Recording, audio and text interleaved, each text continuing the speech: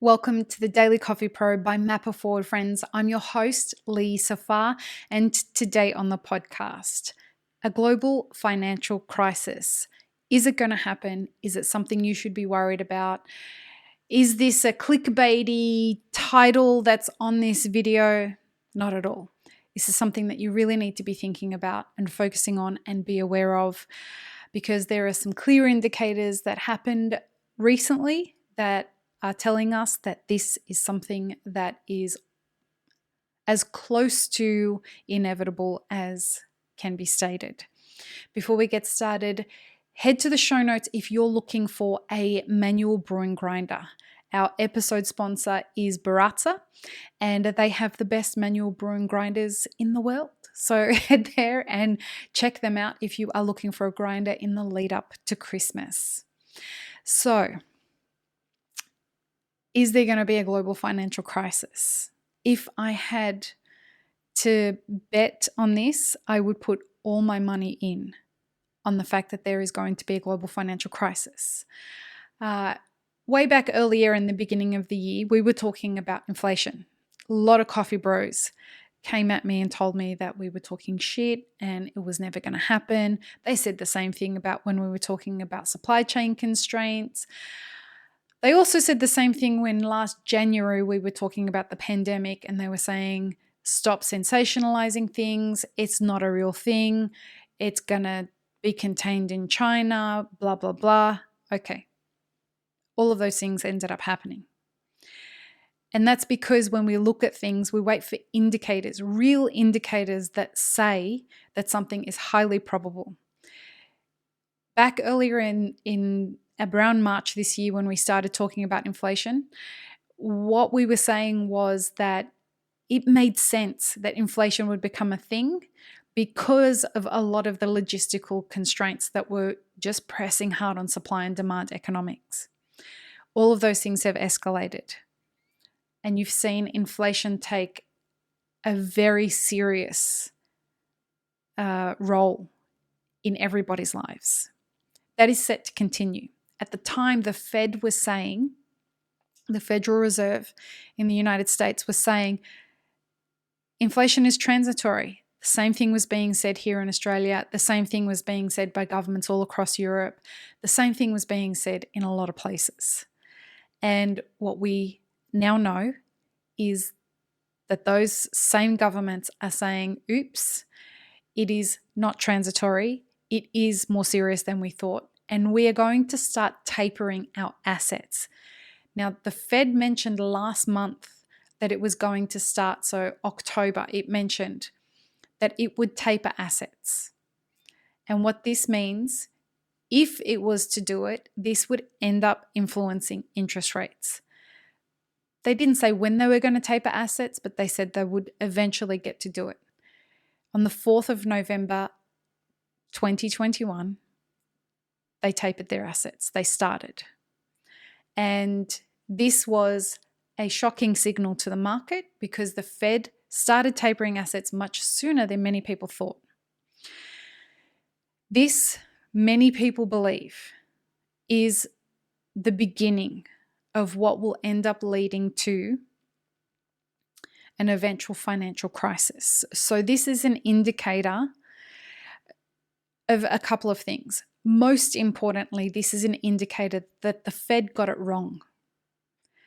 It means that the inflation that they thought was transitory is not transitory. And it is their role to suppress or just to keep inflation at a reasonable rate, somewhere around 2%. Inflation is at 5.8% in the United States. Same-ish kind of deal here in Australia. We are absolutely seeing things skyrocket, and with, as you may have listened to in a recent episode, with the supply chain constraints continuing best case scenario to end at the end of 2022. What this means is that we are going to start to see more stress being applied to supply and demand economics. And what that means is if the demand for goods remain high and the supply remains low, then the prices for the things that are available go to the highest bidders. So for people who are prepared to pay really high prices for things because they have access to the money, they're the ones that are going to get the goods. The flow and effect of that ends up spreading the gap between the wealthy and the poor. And there are a lot more ramifications of this. But I'm not a financial advisor. I'm not an economist. Truth be told, before Trump became president, I used to get sick at the thought of, like, I would get a stomach ache from trying to understand economics. But when Trump became president and I was living in the United States, I had just moved there, I realized I had to start learning about all of this stuff. And so I became a student of economics. Now I know a little bit, just enough to be dangerous. But it has changed the way that I look at everything. And this podcast is primarily about bringing you things to feed your pondering throughout the day, whether it be in your business or your professional life. And what I want you to ponder is, if there is a global financial crash, how are you positioned for that situation? Now, this is the point when people think, God will take care of me, or don't worry, I'll figure it out, or my community will help me, or a whole myriad of things, mostly driven by the fact that we don't understand these terms that they want us to think are really, really difficult to understand, and they are. They keep them complex because they can. They keep them complex because the less you try and understand, the less involved you'll get in fixing your own situation. So you need them to help you. And by them, I mean the banking systems, and I mean accountants and economists and politicians and all of those kinds of people. They need you to rely on them. So what I want you to do is I want you to think about how you can start to really understand your situation. How can you really get in there and figure out what happens if the value of the US dollar gets completely wiped? What happens if your earning potential goes? What happens if your business has to close? What happens if you don't close your business, but you have to put your prices up, like really high? Do you have the stomach to do that? And if you don't have the stomach to do that, how can you learn how to do that really quickly? Because there are businesses that I have seen already close because they refuse to put their prices up, because we're just not that kind of business, only to be told that they have to close because if they had have put their prices up, they would have survived, and they didn't, and they're running insolvent. So how do you have to prepare in order to be ready for a very volatile environment, which includes really high prices? It includes distress from customers.